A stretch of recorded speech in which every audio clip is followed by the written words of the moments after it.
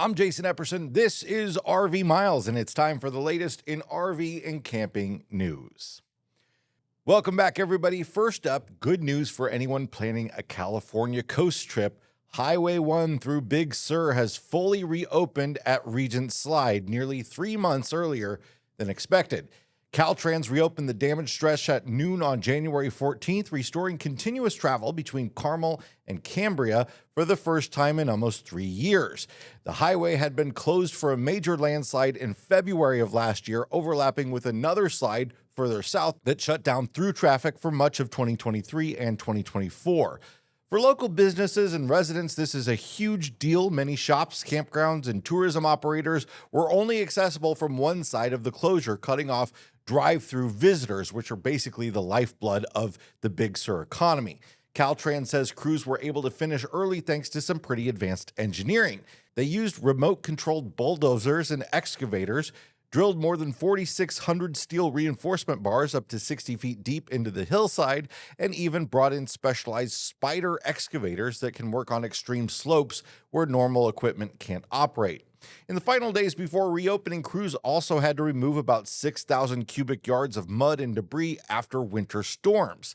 That's roughly 240 dump trucks worth of material just to get the road ready for traffic after they were already ready.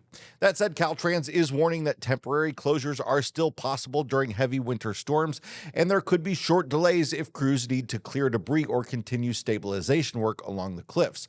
The U.S. Geological Survey says this stretch of the coast is one of the most landslide-prone areas in the entire western U.S., with more than 1,500 mapped slides along about 75 miles of coastline.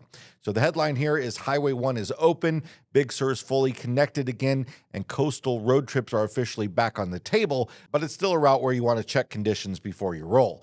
Thank you to friends of the show, Tina and Robert, for sharing photos from the reopened route, and a reminder that anytime you have news to share, I'd love to hear about it. Find me on social media or at editor@rvmiles.com. I also want to remind everyone of a big change coming to Zion National Park this summer. Restrictions on large vehicles traveling the historic Zion Mount Carmel Highway will take place on June 7th when vehicles larger than 35 foot 9 inches in length, 7 foot 10 inches in width, 11 foot 4 inches in height, or 50,000 pounds will no longer be permitted to drive the highway between Canyon Junction and the park's east entrance. So that is not all RVs, but most of them. Combined vehicles such as trucks with trailers cannot exceed 26 feet from hitch to rear axle and 50 feet overall. The change comes because a vehicle over that size cannot safely maintain their lane in the tunnel. In the past, a paid permit would allow you to enter the tunnel while traffic from the other direction was shut down.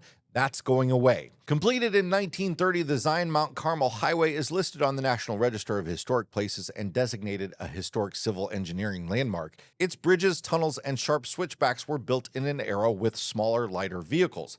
And large vehicles increase the risk of damage to historic infrastructure that wasn't designed to accommodate them. Visitors with large vehicles will still have access to Zion National Park through the south entrance. This news was actually announced back in March of last year when we shared it. So if you want to be up to date on the latest news that affects RVers and campers, make sure to subscribe to the channel to always get the latest updates. If Mount Rainier National Park is on your summer travel list, here's an important update. You will not need a timed entry reservation to enter the park in 2026. After running a pilot reservation system for the past 2 summers, the National Park Service has announced that timed entry will not be required at Mount Rainier this coming peak season, and visitors will once again be able to enter the park on first-come, first-served basis, just like in the past. Timed entry was originally rolled out in 2024 to try to manage congestion during the busiest summer hours, especially along the Paradise and Sunrise corridors, where traffic backups and full parking lots have been a regular problem. In 2025, the system was scaled back and only used at the Sunrise entrance, partly due to construction along the Paradise corridor. But now the entire reservation system is being paused for 2026. The Park Service says it will continue monitoring traffic, parking, and crowding conditions, but for now, no reservations will be required anywhere in the park during peak summer hours in 2026. And a quick reminder that we have all of our national park news over on the Parkography channel. Our Parkography channel covers national parks and other public lands news, and we don't just share stuff that's related to travel over there. It's a lot of broader stuff about the National Park Service and all of our other federal lands. We hope you join us over there. More in a moment, but first, this episode is sponsored by RVmattress.com by Brooklyn Bedding. Get a real mattress for your RV instead of the cheap piece of foam that it came with at RVmattress.com by Brooklyn Bedding. They sell real mattresses and all the odd sizes RVs require, like short kings, Olympic queens, and odd bunk sizes, different thicknesses, and more.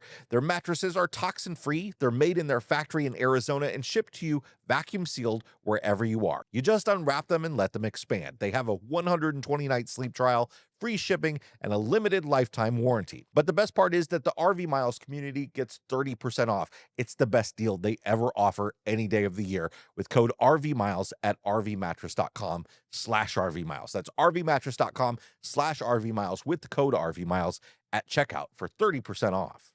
The U.S. Treasury Department has said on Monday that it's canceled all of its contracts with Booz Allen Hamilton. It's a huge company that has lots of government contracts. That's essentially what they do. They're a government contracting firm. Their contracts are with lots of different agencies as well, but particularly important to RVers and campers, BAH runs the federal camping reservation system, recreation.gov.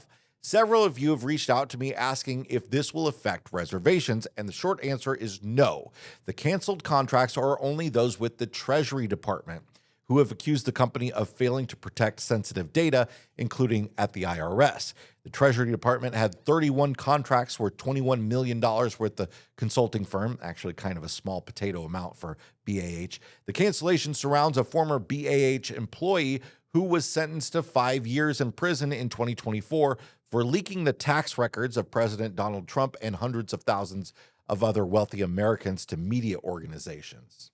RV aftermarket product maker Camco has permanently stopped advertising its Fast 10 RV leveling blocks as America's #1 after a challenge from competitor TriLinks that was reviewed by the National Advertising Division.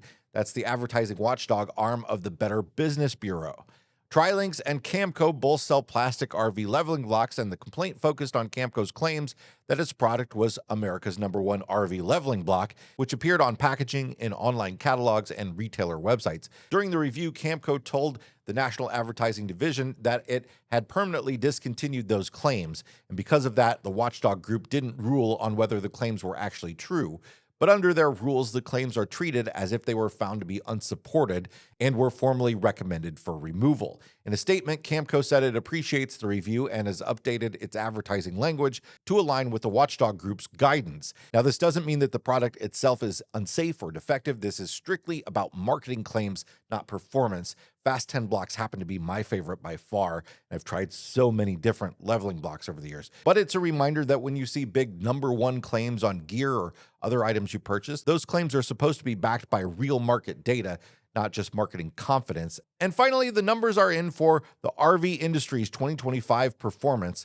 Results for the RV Industry Association's December 2025 survey of manufacturers found that total RV shipments ended the month with 23,220 units, a 0.3% growth rate compared to December of 2024, basically even. For the full 2025 year, though, RV shipments totaled 342,220 units, a 2.5% increase over 2024. Towable RVs led by conventional travel trailers ended the month down 1.9% from last December. Motorhomes ended the month up 19.5% compared to December of 2024. For the year, towable RVs finished up 2.5% and motorhomes up 3.3%. So it would seem the RV industry has sort of settled into a new normal, far below the all-time high in post-pandemic 2021 of 600,000 units, and more in line with numbers that the industry actually saw before the big crash in 2008 and 2009. Really, that's where we're at again. That's it for this week's RV and Camping News Roundup. Thanks so much for being here. If you got something out of this episode, hit the like button. If you want more like it, subscribe. We'll see you next time. Bye, everybody.